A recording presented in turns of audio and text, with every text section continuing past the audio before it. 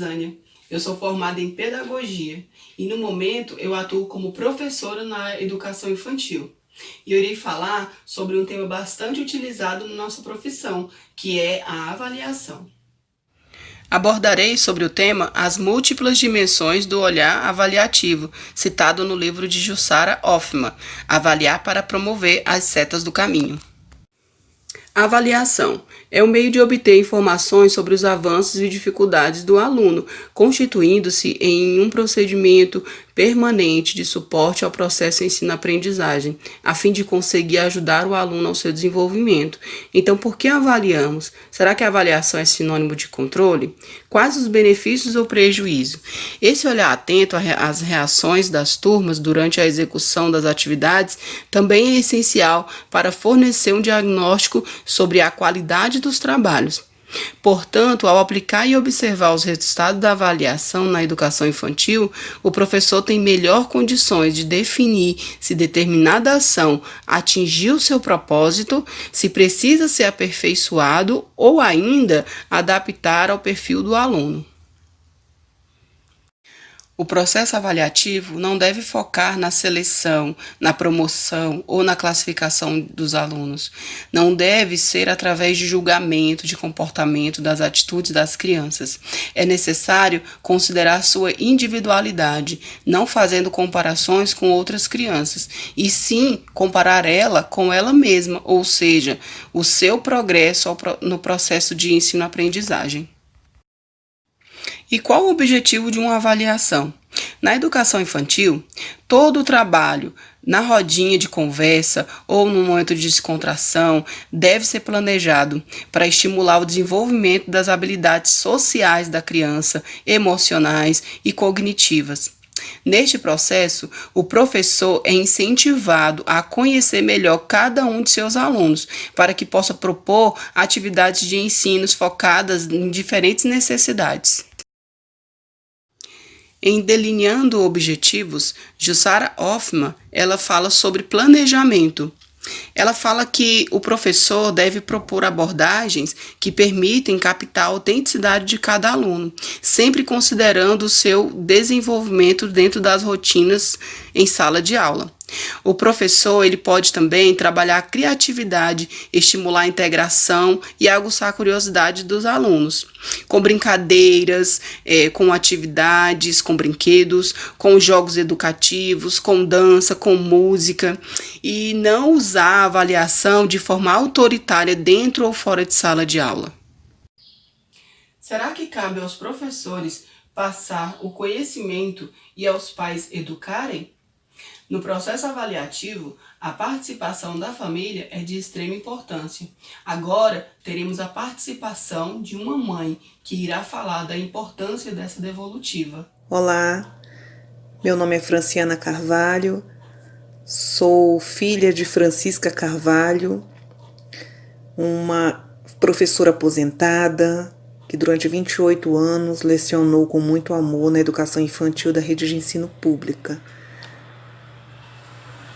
E cresci num ambiente em que a leitura, a escola sempre foram pontos fundamentais. Minha mãe sempre nos mostrou uma realidade em que o ensino sempre estava em primeiro lugar. Sou formada em letras, tenho 2 filhas, Maria Fernanda, de 3 anos, e Ana Cecília, de 5 anos.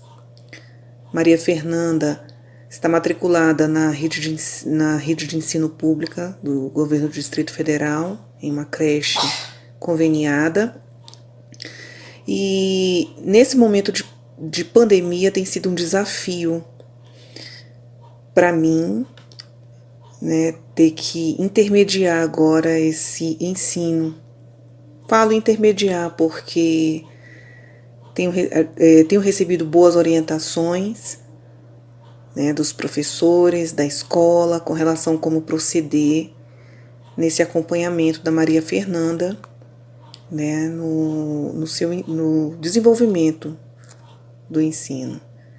Não tem sido fácil, pois tem sido um desafio, né, porque apesar de ter convivido a vida inteira nesse ambiente de atividades de educação infantil, vendo minha mãe trabalhando, vendo minha mãe realizando as atividades, é bem diferente quando você se torna o protagonista. Não que eu tenha me tornado uma professora, longe disso, mas como uma intermediadora que eu estou, né, não sou, mas estou no momento, é um momento em que passo a valorizar mais ainda os professores. Não é uma atividade fácil, é uma atividade difícil, mas prazerosa. Tenho visto um bom desenvolvimento da Maria Fernanda, essa continuidade, porque eu tenho tentado seguir todos os passos que os professores estão passando para nós através da plataforma digital. A questão da avaliação é muito interessante como tem sido feita, né, nesse período de epidemia. Não sei se por causa da epidemia eu tenho ficado bem mais próxima dessa realidade, mas ver a forma como os professores se dedicam com os vídeos, que são bem assertivos com relação à realidade que a gente vive, né, se forma um link entre um assunto e outro, né, e através das filmagens das atividades, das fotos das atividades, né, eles têm conseguido desenvolver bem essa questão da continuidade, que é bem interessante, né, essa questão, né, da continuidade do ensino. Né, não me sinto, como já falei, professora da educação infantil, apesar de ser professora, é bem diferente a educação infantil da realidade da qual me formei, mas estamos seguindo e tenho certeza que vamos conseguir, né? Todos juntos vamos conseguir nessa jornada. Olá, turminha, tudo bem com vocês? Hoje nós vamos fazer uma brincadeira muito legal com a Maria Fernanda e a irmãzinha dela, Ana Cecília. A brincadeira de hoje se chama Mágica das Cores. E hoje nós vamos aprender a fazer uma mágica.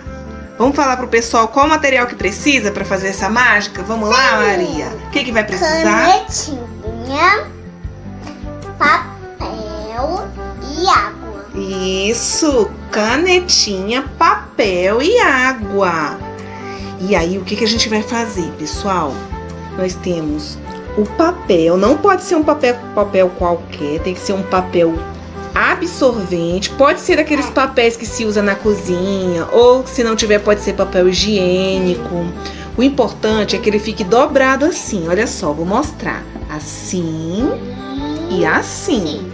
Por quê? Porque a gente vai fazer um desenho aqui, não é, Maria? Depois aqui. E depois onde, Maria, que a gente vai fazer o outro desenho?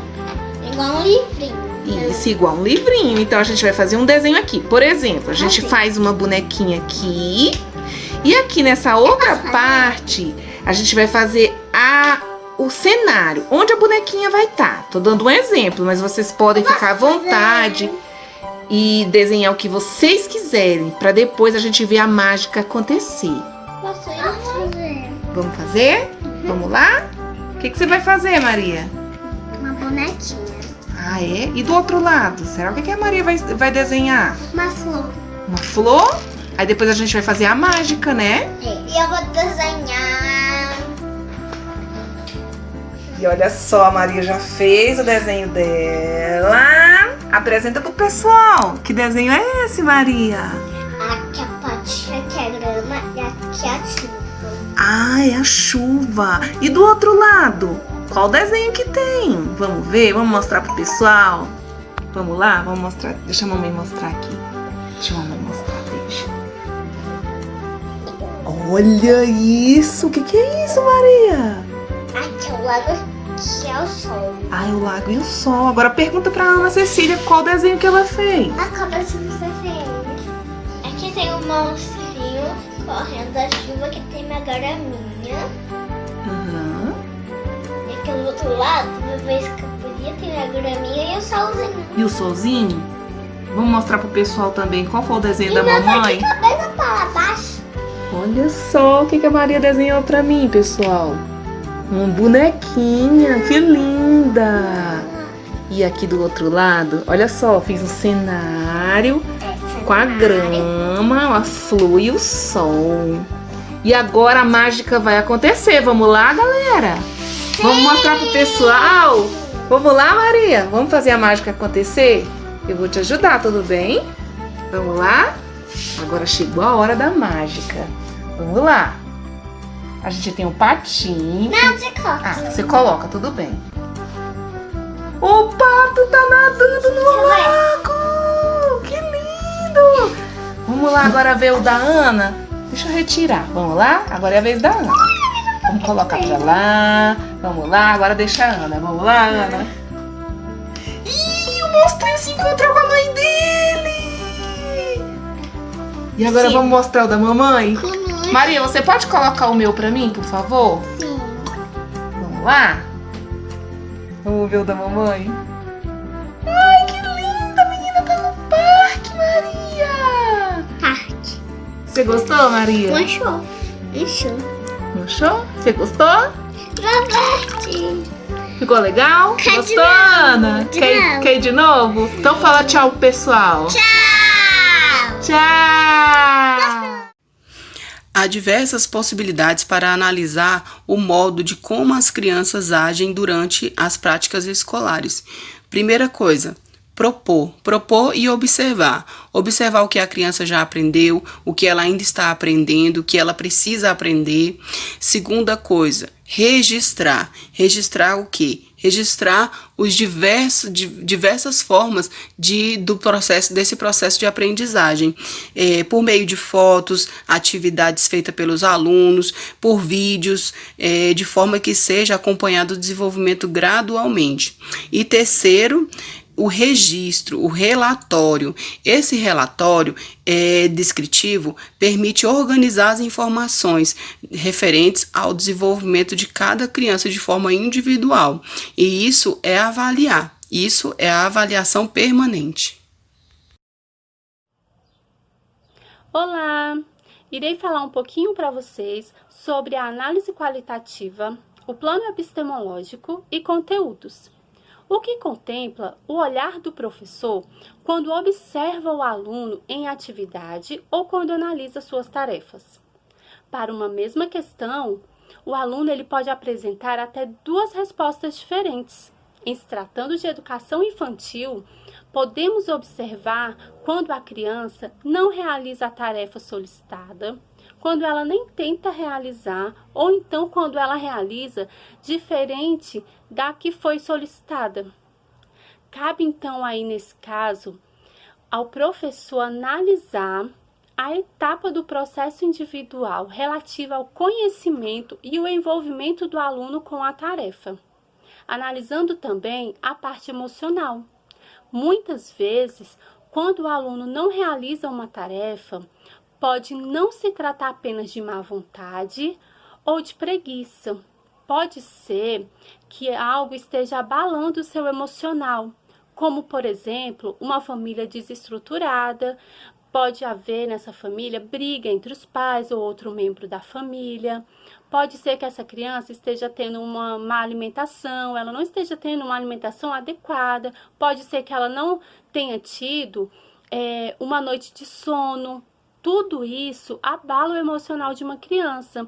Mesmo ela tendo entre 2, 3 e 4 anos, ela internaliza essa situação. Só que aí ela não sabe se explicar.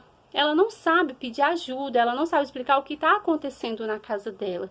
E aí a forma que ela tem de se defender é expressando através das suas ações, através dos seus gestos. Muitas vezes, quando ela é agressiva, quando ela não quer participar da rodinha, quando ela não quer realizar uma tarefa, quando ela não quer se socializar, às vezes não é porque ela não quer. Às vezes, esse emocional dela está tão abalado que acaba prejudicando toda a vida dela dentro da escola. E aí, a gente tem que ter todo um cuidado em estar observando e analisando as crianças quando elas estão nessa situação, para que a gente não agrave ainda mais esse problema emocional que ela está tendo. E qual será aí o plano epistemológico, né, para cada uma dessas situações? Podemos então entrelaçar algumas considerações. Antigamente só se falava numa prática que era bem tradicional. Muitas respostas ou muitas atitudes eram só corrigidas. Se o aluno tinha um mau comportamento, era só corrigido, falava que aquele comportamento não era adequado para a escola, que aquele comportamento era feio, que aquele comportamento não podia acontecer. Então, era feito na prática tradicional, só eram corrigidos e apontava-se o erro. E aí a gente mostrava o que estava errado e o que estava certo, fazendo-se assim um exercício de memorização. Quem aí não se lembra que na época bem passada, há uns 20 anos atrás mais ou menos, na escola a gente não era ensinado a pensar, a gente não era ensinado a criar até as nossas próprias ideias, a gente não era colocado numa zona de confronto. A gente apenas era ensinado a memorizar as matérias, como ciências, era português, biologia. A gente era ensinado a memorizar aquela matéria para no dia da prova marcar a resposta correta. A gente não era instigado a pensar o porquê que aquilo acontecia, o porquê que tinha aquela resposta, o porquê que aquilo tudo era certo. A gente não era ensinado a gente a pensar. A gente só era obrigado a memorizar, que era o nosso famoso decoreba.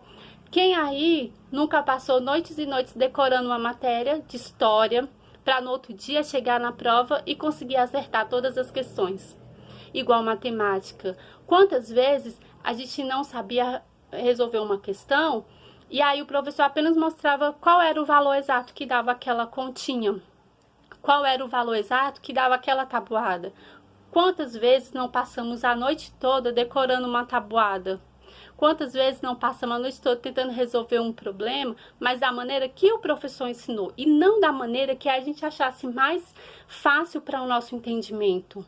Então, hoje em dia, a gente tem que fazer com que as nossas crianças pensem, com que elas analisem. A gente tem que estar colocando-as em zona de confronto mesmo, tá dando materiais concretos para elas poderem pegar, sentir, cheirar, manipular, porque aí ela vai se tornar uma criança pensante, um ser pensante. Ela não vai estar ali apenas para decorar, apenas para memorizar aquela questão. Então, hoje em dia, com os avanços da educação, o professor tem que estar sempre atento a esse olhar, de nunca, quando uma criança fazer alguma coisa errada, a gente corrigir e mostrar o que é certo. Não, a gente tem que estar instigando ela a sempre estar pensando, mesmo que ela fez uma questão ali, uma tarefa, uma atividade que a gente propôs, mesmo que ela tenha feito de maneira totalmente errada, não é legal a gente chegar e falar para ela que tá errada. Olha, tá errado, não é assim. Não, vamos analisar o porquê que ela chegou ali naquela resposta. Vamos tentar entrar no pensamento dela para ver o porquê que ela chegou naquela resposta. E aí, com isso, vamos tentar fazer com que ela consiga descobrir por ela mesma qual é o sentido certo daquela questão. Ela pensar, porque hoje em dia os adultos, quantos adultos aí, quantos adolescentes, né, não estão sofrendo em provas de vestibulares, em provas de concursos, porque a gente não foi ensinado a pegar as nossas próprias ideias e colocar em prática, e colocar no papel.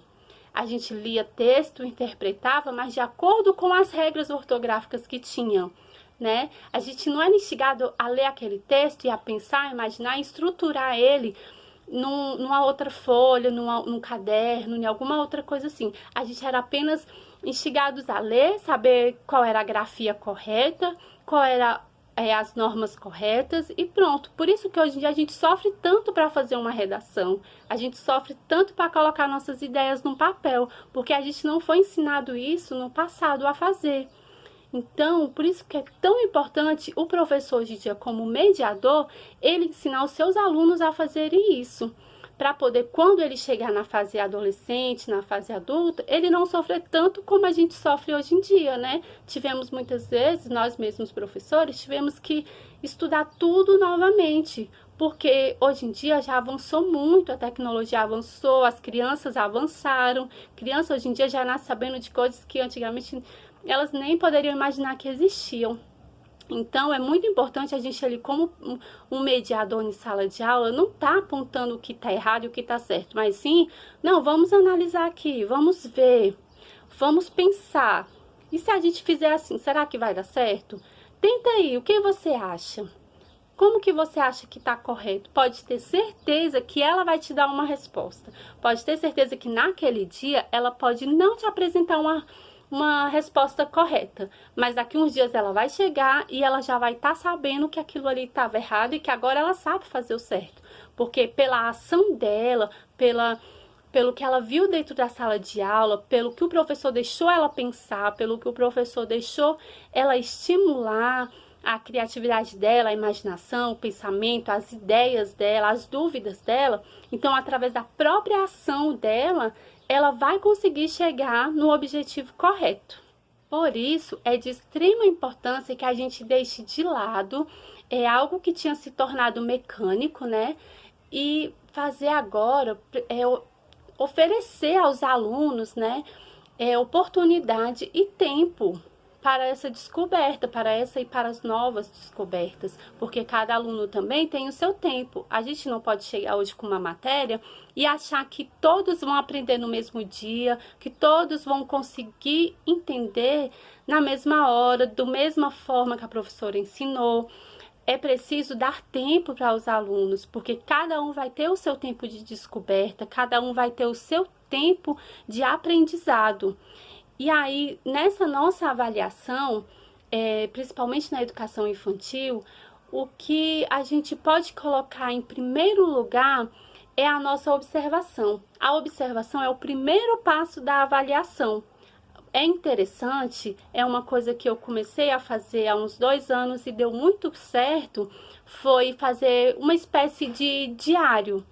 E aí você pega a lista do seu aluno antes de iniciarem as aulas e a gente coloca uma espécie de diário, a gente coloca o nome de todos os alunos. E aí desde o primeiro dia de aula, a gente começa a anotar como ele chegou, como ele se socializou, como ele se alimentou, como ele reagiu durante a rodinha de conversa, a rodinha de musicalização, as brincadeiras, como ele se comportou durante a alimentação, durante o banho, durante o soninho. É importante a gente sempre estar fazendo essas anotações, tanto individual como coletiva, porque aí quando chegar ao final do ano, que você pegar aquelas suas anotações, aquelas suas observações sobre cada criança, você vai conseguir ver o tanto que ele evoluiu, o tanto que ele aprendeu, o tanto que ele cresceu.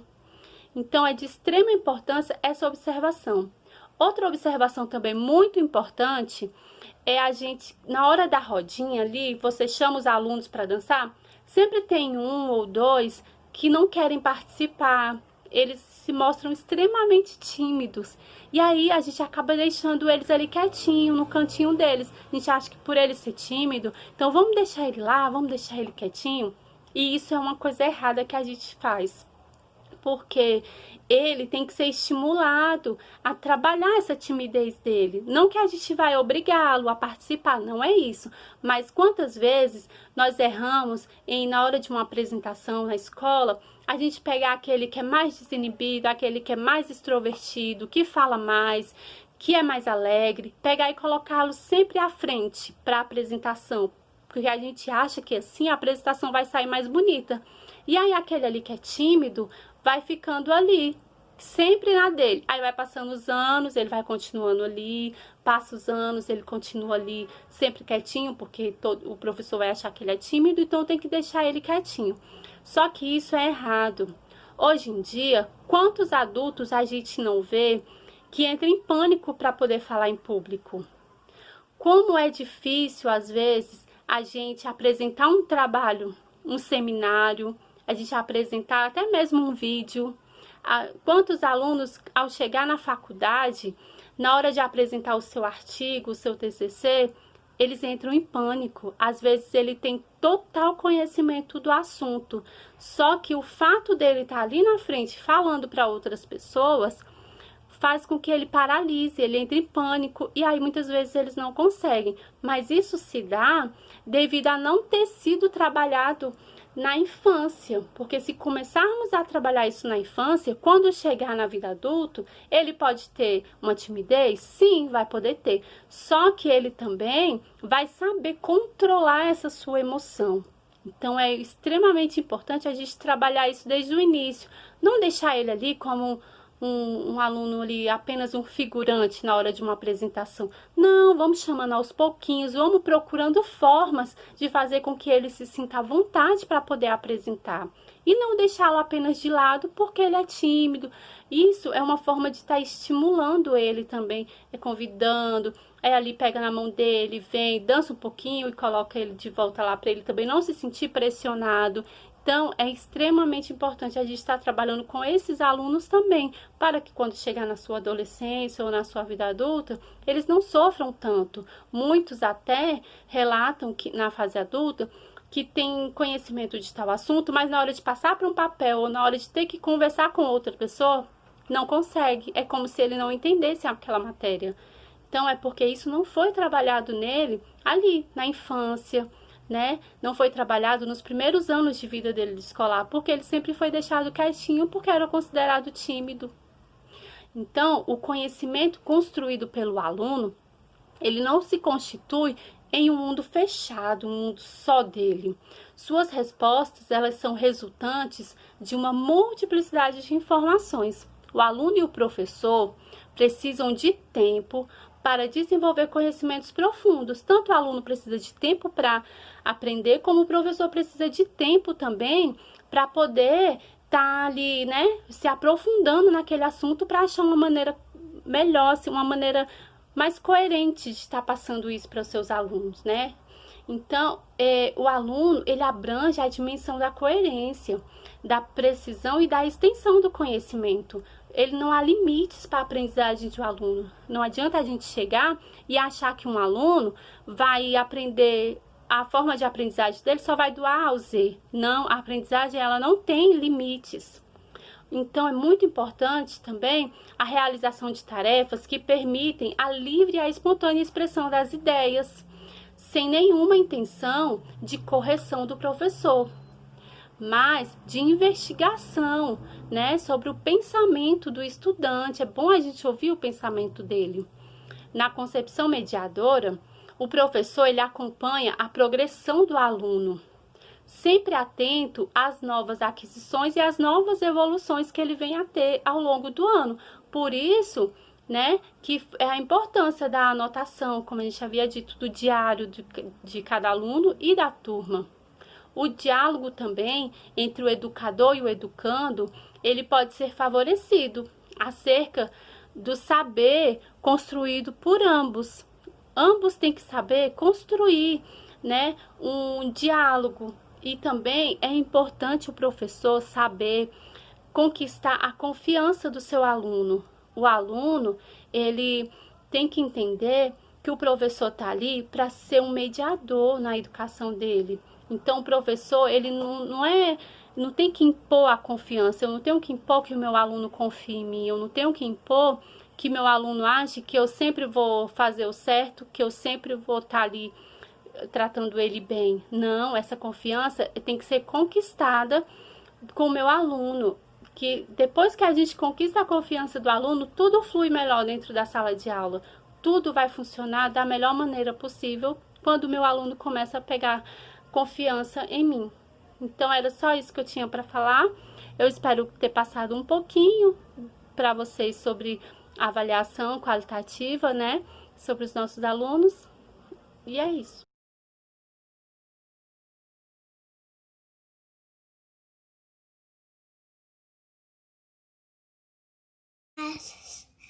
Vamos fazer a atividade de hoje. Eu vou fazer a misturinha das cores.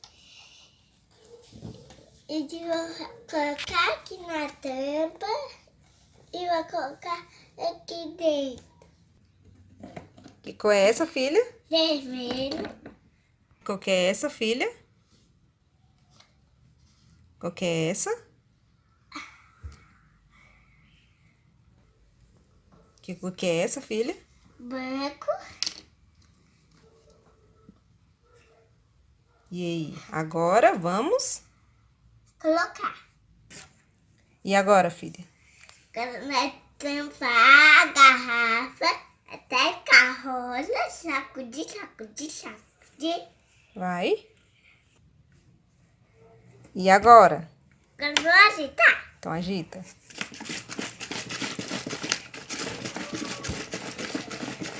Prontinho. Que cor que ficou, filha? Rosa. Nossa, que cor linda.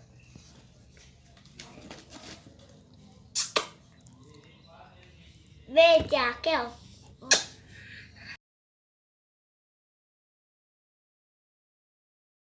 Isso, você tá assistindo o quê? Eu tô assistindo o vídeo dos monstros das cores. Ah, do Monstro das Cores. E quais são as cores que tem nessa historinha? As cores são rosa, amarelo, azul, verde, preto, vermelho. E o vermelho? É uma cor forte ou é uma cor fraca? Forte. E na historinha ele representa o quê? Ele representa a raiva. Ah, a raiva, porque ele é bem vermelho e é forte, né? Sim, E o preto? lembra uma cor forte. Uma forte também? E ele representa o quê na historinha? O medo. O medo. Por que que ele representa o medo? Ele lembra do quê? Ele lembra dos monstros e lembra do escuro. Ah, do escuro que fica à noite, né? E o amarelo? O amarelo você representa o sol e a alegria. Então é da cor do sol. Sim, E o verde? representa a calma, a respiração. Ah, então ela é uma cor fraca, né? Uma cor calma, né? E o verde?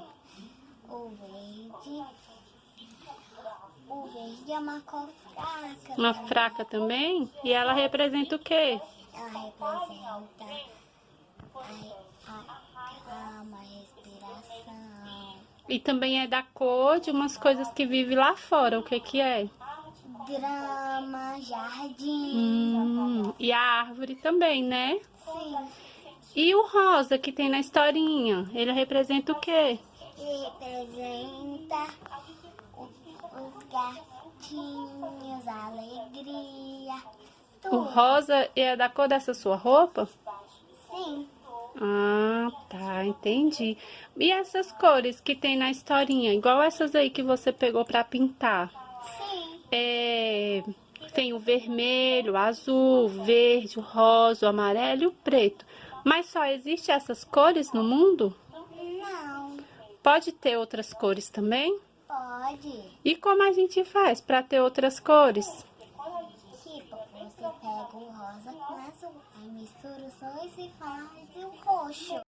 Eu sou Gisélia Pereira, sou professora da creche Divino Espírito Santo e hoje eu vou falar um pouquinho do cenário da avaliação, a atividade. Bom, o planejamento pedagógico acaba por revelar múltiplos direcionamentos e está diretamente vinculado ao processo avaliativo. Então, o professor deve manter-se flexível, crítico e atento ao seu planejamento.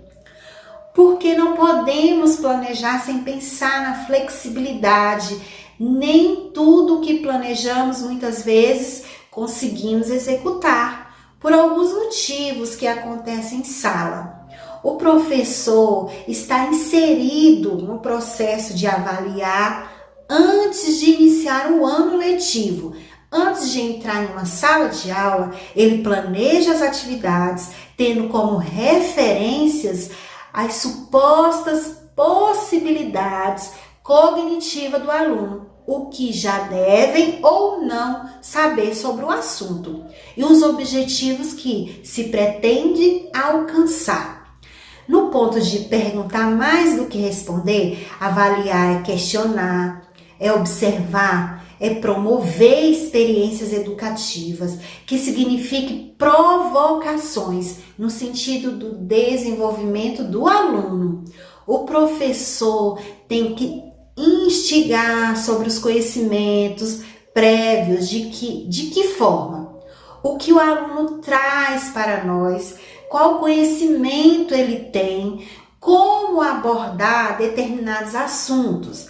Então, o papel do professor é de investigador, esclarecedor e organizador. Temos o compromisso de agir e refletir sobre as práticas e criar e recriar alternativas pedagógicas para que o aluno aprenda. No ponto transformar respostas em novas perguntas, é preciso analisar cada etapa do processo individual. Os alunos apresentarão reações muito diferentes em termos do entendimento de suas respostas e de manifestações. A dinâmica do acompanhamento do professor se dará na articulação entre as experiências educativas grupais ou não grupais, ou individual, né? A continuidade da ação pedagógica tem como referência assim um processo vivido pelos alunos, os interesses, avanços e necessidade. Então, a intervenção pedagógica do professor será mais significativa à medida que ele se questionar permanentemente sobre o aluno, procurando ampliar e completar o seu entendimento sobre a trajetória percorrida por cada um e por todo o grupo. Suas ações educativas e multiplicidades de referência que uma situação de aprendizagem acarreta. Experiências coletivas que resultam em construções individuais. Cada aluno aprenderá a seu jeito, a seu tempo e responderá à sua maneira. Então, a interpretação das respostas dos alunos possibilita ao professor perceber necessidades e interesses individuais de diversas dimensões. Temos também novas experiências educativas, enriquecedoras e complementares, articulando as observações feitas. São propostas negociadas com os alunos também. São as explicações do professor, as atividades que podem ser para todo o grupo ou para determinado aluno. As novas tarefas ou atividades são propostas para acompanhar o aluno em sua evolução. Agora vamos ver na prática uma atividade realizada por uma mãe. Ela vai trabalhar com sua filha as cores primárias e secundárias. Será muito interessante. E logo após, vamos ter a participação de uma convidada muito especial que estará nos ajudando a compreender melhor a respeito do nosso assunto, o cenário da avaliação, a atividade. É a nossa especialista, Daniele Freitas.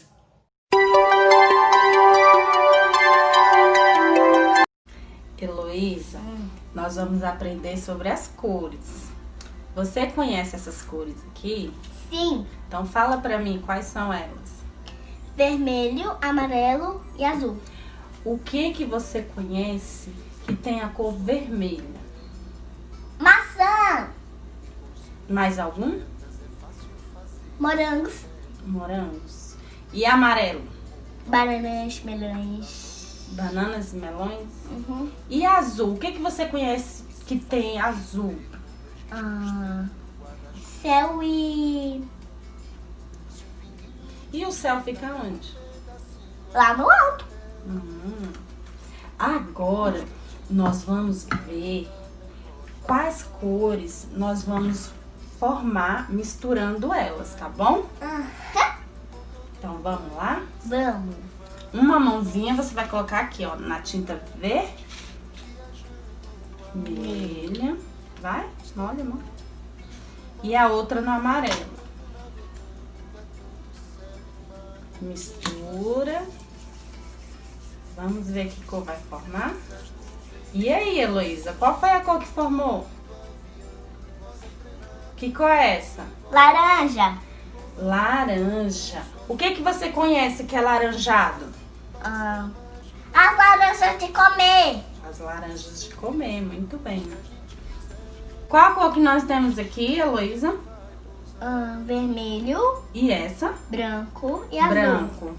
Então vamos misturar o vermelho e o branco e vamos ver qual cor vai formar? Sim. Mistura.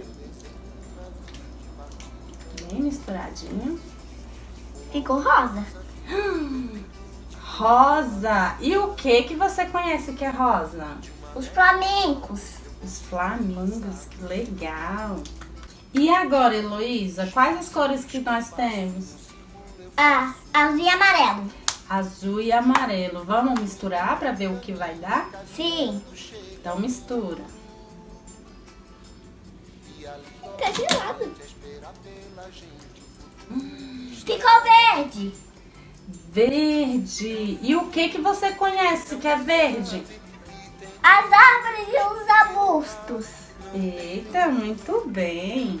Que cor nós temos, Elô? Agora é azul e vermelho. Azul e vermelho. Vamos misturar então para ver o que vai dar? Vamos. Misturei.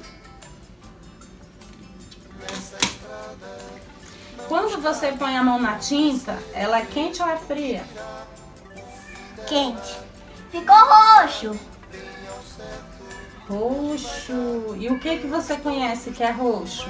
As amoras e as uvas.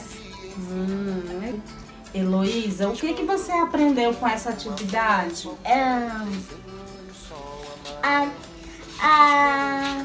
As cores e as frutas e misturação. Muito bem.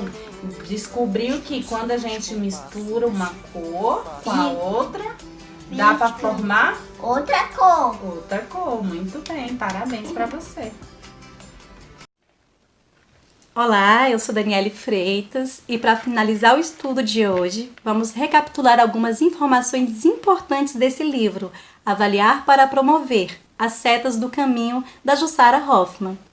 Ela faz uma metáfora com as setas que guiam os peregrinos no caminho de Santiago de Compostela, lá na Espanha.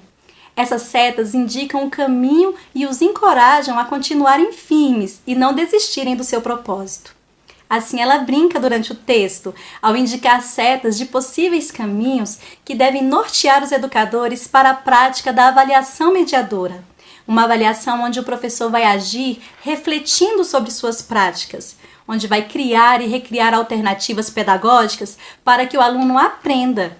Esse livro é constituído de 5 capítulos, que formam os 5 princípios essenciais que norteiam a prática avaliativa mediadora. O primeiro deles é que devemos avaliar para promover melhores oportunidades de aprendizagem aos alunos. E assim, devemos compreender que avaliamos quando intervimos. Avaliar é ver, é julgar, é agir. O avaliador participa da avaliação e isso faz a diferença. O seu compromisso é ajudar o aluno a prosseguir.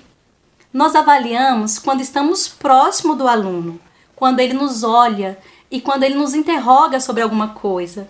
Avaliamos a partir do que nós somos, do que nós sabemos e do que nós sentimos. Ou seja, o princípio da subjetividade e da interpretação inerente ao processo avaliativo mediador. O segundo princípio é a questão do tempo. E a pergunta é: quem acompanha quem? É o aluno que acompanha o professor ou o professor que acompanha o aluno em relação ao processo ensino-aprendizagem? A autora vem nos mostrar que é o professor que deve acompanhar o aluno. Em muitos momentos nas escolas, nós ouvimos assim que os estudantes não chegaram preparados, não chegaram prontos para uma determinada etapa. É preciso entender que é o professor que deve estar preparado para receber crianças diferentes, alunos diferentes, em tempos diferentes e desenvolver esse processo adequado a elas. Compreender que cada sujeito tem o seu próprio tempo de aprender. Acreditar que todos os alunos aprendem e aprendem melhor com os apoios pedagógicos adequados, organizados por quem? Pelo professor, que deve conhecer seus diferentes meios de ser e de aprender. O terceiro princípio é sobre o papel do professor como essencial no ato avaliativo, pois cabe ao professor mediar essa aprendizagem, que é processual e se dá continuamente. A avaliação vem pelos olhos de quem avalia, e esse juízo de valor que ele emite é subjetivo. A avaliação é interpretação. É preciso que o professor seja consciente disso e, assim, buscar uma maior proximidade do aluno. E como vai se dar essa aproximação? Por meio do diálogo, atividades em grupos e individuais, testes e tarefas frequentes, sendo gradativas, sequenciais e outras diversas aprendizagens, diversas atividades que permitam compreender esse aluno em suas múltiplas dimensões. É o processo, no dia a dia, a ação espontânea e natural da aprendizagem que precisa fazer parte das nossas reflexões para poder avaliar e promover o aluno integralmente. O quarto princípio é a mediação como reflexão epistemológica sobre as tarefas realizadas pelos alunos. É entender que a concepção da aprendizagem é que vai determinar a atividade e não a concepção de ensino. A maneira como uma criança, um jovem e um adulto aprende, ela vai estar diretamente relacionada a seu nível, seu estágio de desenvolvimento. Eles aprendem de formas diferentes e o professor tem que entender disso. O quinto princípio é a necessidade em se pensar novas metodologias. Não dá para fazer igual e pensar em resultados diferentes. É preciso ressignificar testes e tarefas, analisar os objetivos, os conteúdos, o processo de aprendizagem. É atentar para o cenário de avaliação, para um olhar individual ao sujeito aprendiz. Esses 5 princípios são a base da teoria da avaliação mediadora proposta por essa autora. E especificamente no capítulo 3, as múltiplas dimensões no olhar avaliativo, apresentado no estudo de hoje pelos profissionais dessa creche, trago algumas reflexões sobre o nosso olhar. Nós, professores, lançamos olhares diariamente aos nossos alunos. Olhares que falam de nós e que falam ao outro. Olhares que nos expressam, que nos revelam. Olhares que sorriem, que incentivam, que aconselham, que despertam sonhos. Temos o poder de trazer para perto, de iniciar conversas, de tirar medos, de incentivar mudanças. Como tem sido o nosso olhar? O que será que fica no outro quando os olhamos? Há uma comunicação entre o olhar do professor e o olhar do aluno? O olhar diz sem palavras. O ideal é que esse olhar seja de cumplicidade e encorajamento. Olhar de quem ensina e olhar de quem aprende. Nem sempre quem ensina é o professor. Nem sempre quem aprende é o aluno. O adulto também aprende ouvindo o que diz a criança, observando o que diz qualquer expressão da criança. É preciso olhar com afeto, incentivar a expressividade, encorajar perguntas, estabelecer diálogos.